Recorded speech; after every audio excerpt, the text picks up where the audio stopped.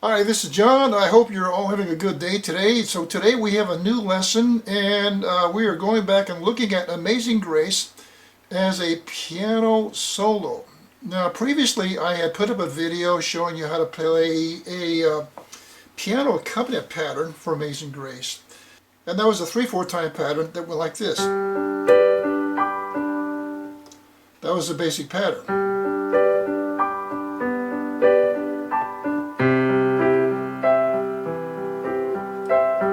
I think I did it on my regular acoustic piano. But anyhow, this is totally different. And what I want to do is just go ahead and play this sheet music for you. And that will help you to determine whether you want to continue in the video and where I break everything down. So I'm just going to play it straight through as a solo.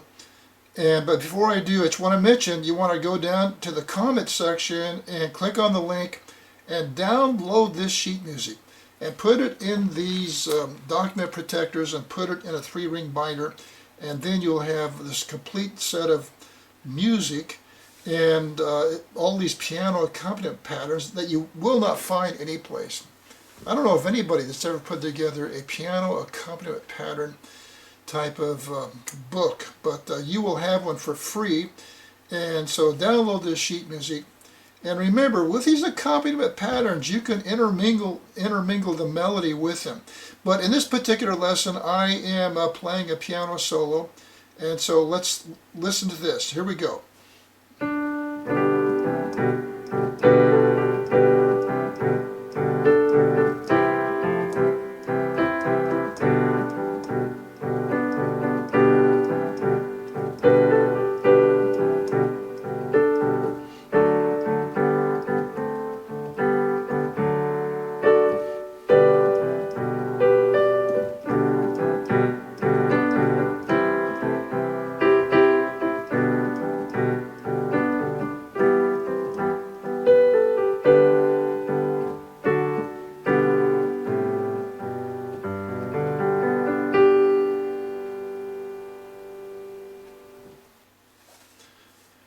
Now, another thing I want you to realize is that you can sing along with this.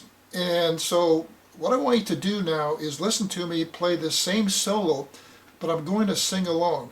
And this is one thing you want to be able to do, because when you play in church or you play for a group that are singers, there are people in the audience that do not want the piano to be playing just chords. They want to hear the melody, especially in a church setting. They want to hear that piano playing the chords and the melody. And that's what I'm doing here. I'm playing the chords and the melody. Now, to do that type of style of playing, you're going to have a chord in your left hand and a melody in the right hand backed up with chord in the right hand. So you have the melody here and you got the chord over here. But you want to put rhythm on it. And so the purpose of playing piano is you want the melody and you want the chords and you want the rhythm. And so this is a very rhythmic type of solo I put together, and you're doing all this together. Now in some situations you're going to play just piano backup, or you're going to play just the piano accompaniment patterns, and that's all. But in other settings you got to get that melody worked in. And so we're doing that in this arrangement. We have the rhythm in the left hand and we have the melody and chord in the right hand. So listen to me sing this and play this.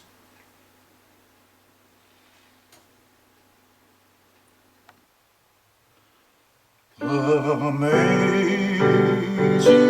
grace, how sweet the sound that saved a wretch like me. I once was lost, but now I am found. Was blind, but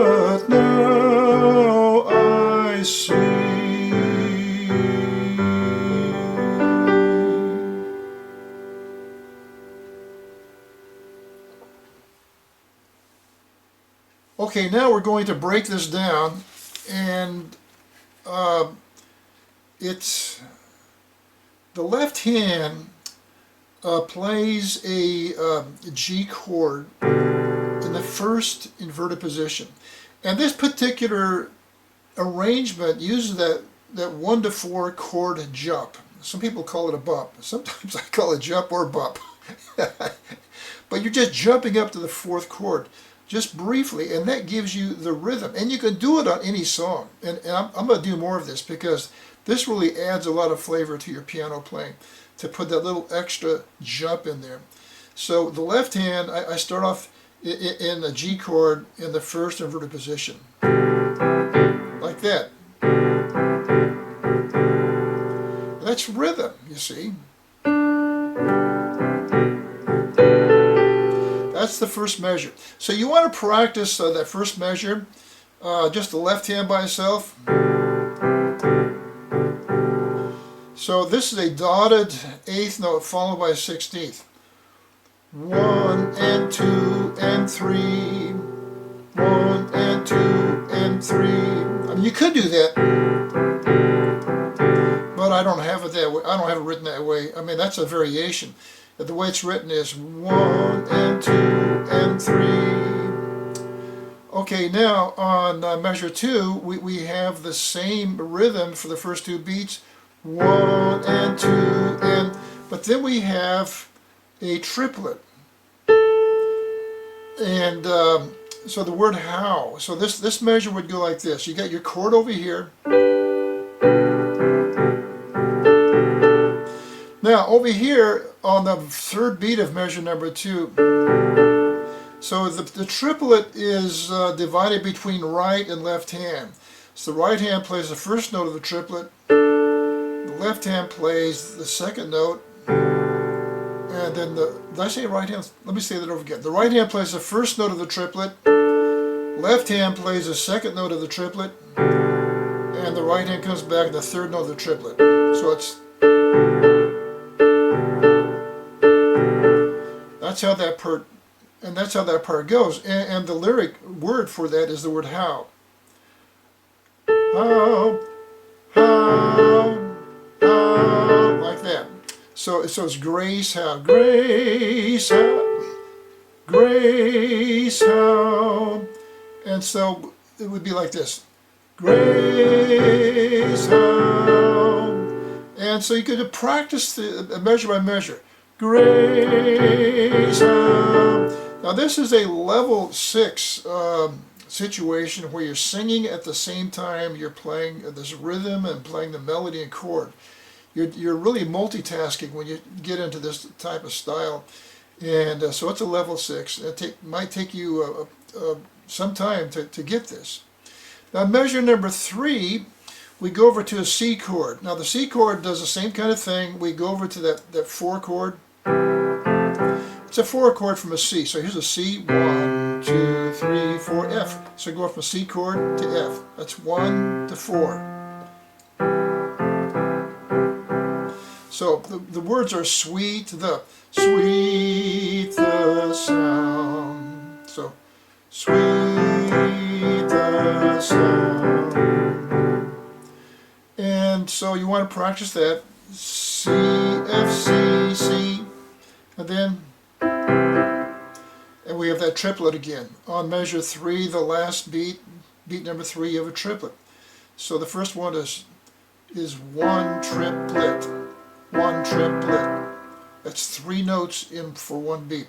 Measure 4, same type of thing. The melody is here. Sound that saved us. So the word sound. Now we go back to our G chord in the first inverted position. Sound that. We have that triplet again. So it's 1 triplet. 1 triplet. The second note of the triplet is the chord. You just hold it down. That's why there's a tie there, a tie on that part. That. Now measure number 5. We're back to the G chord here. The word saved. Saved up. So back to our rhythm. Same rhythm. Save up. See, save them. Well, you want to practice that measure over and over again. Save them. Now, measure 6, wretch. So, wretch like me. So we have the chord. Here's the melody, and there's the chord. The rest of the chord behind it. See? Wretch like, and we're back to that triplet again, aren't we? Wretch like, so one triplet, like that, one triplet. And now on measure number 7, it's kind of hard because we have a full D chord, because the melody's up here in the pinky. And these 3 fingers and play the rest of the chord. But, you know, we can just hold like that, me, but that's kind of boring. So what we do is kind of a chord walk up like this. That gives it more rhythm and more variety. So the melody is me, me, me, I, and so you want to practice that. Just sing the word me and just go me, and you know it's just a D chord, G chord, partial D7 chord, you know, without the F sharp. Back to G chord, D. Gives you a lot of good rhythm there. Kind of rhythm and blues type of sound. Now, on page 2, the melody kind of changes a little bit here. And so we're up here.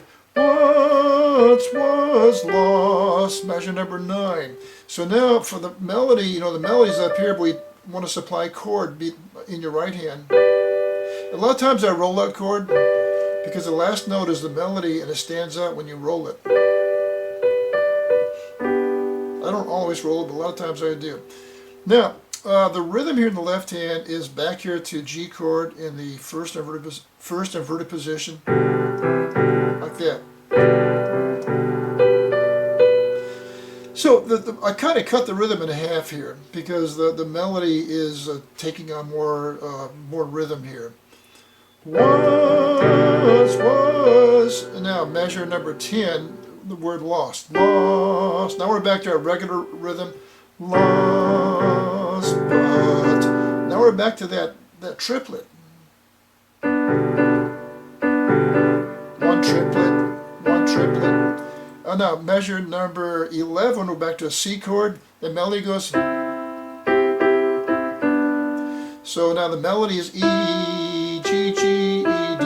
But you want to supply chord in your right hand. So on the word now I am found. So you could supply part of the C chord with your thumb here. Now, and then on the word I, you got the full chord. I am, like that. Now, so the left hand chord rhythm is pretty easy. Now I am, and now measure 12, the word found. Found was, and you're back to that triplet again, aren't you? Measure 13, go to E minor chord. And the word blind, blind, but now I see. Now E minor is interesting because we're going to use the 1 to 4 jump. So we got, but this is more than a 1 to 4. This is a we're just going over to that C note like that. So this is a different kind of rule, which I'll explain later on. But the E minor chord will go over to this note, C note. And the reason is because we're using a C chord in this song.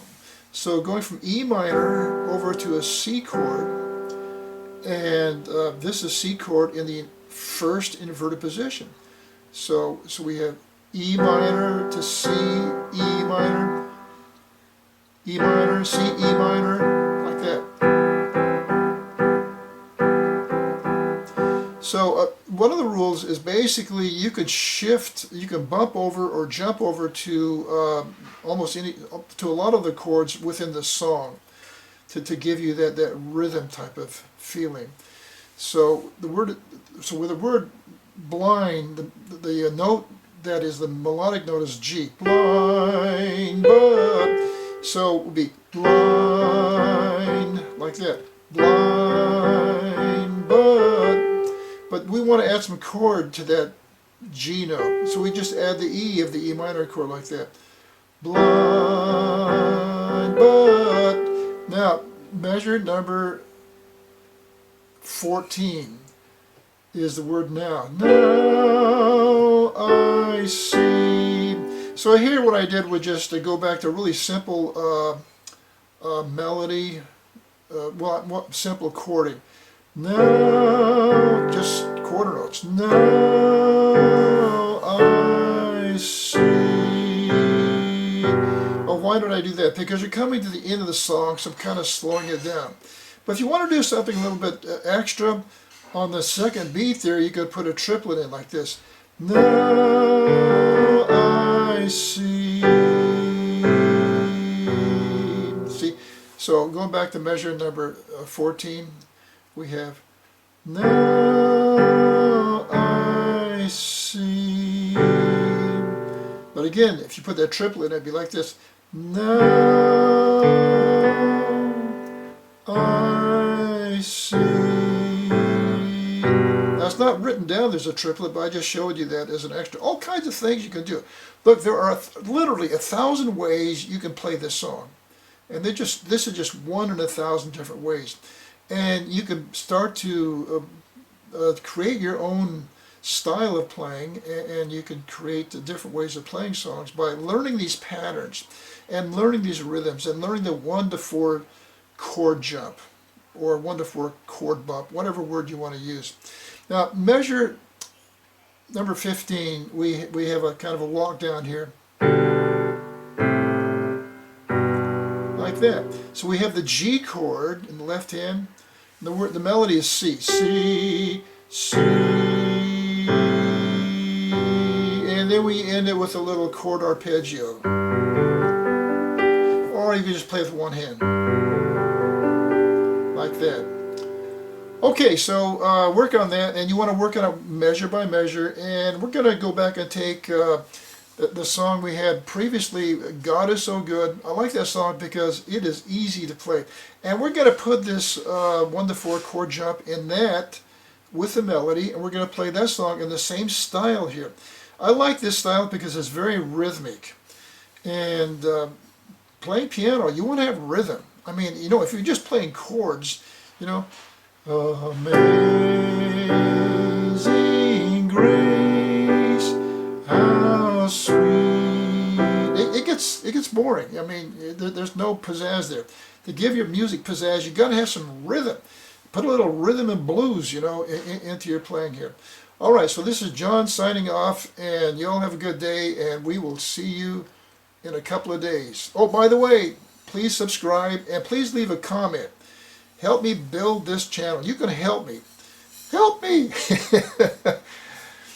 Okay, so make a comment to help me out on this channel. I'm helping you out with free music and helping you out with these tutorials, so help me out. Leave a comment. Just say something like, you know, this is terrific, this is great, this is helping. That's all you got to do. How long will it take you to do that? 2 seconds. Okay, go do it now. Don't forget. All right, this is John signing off. Bye-bye for now.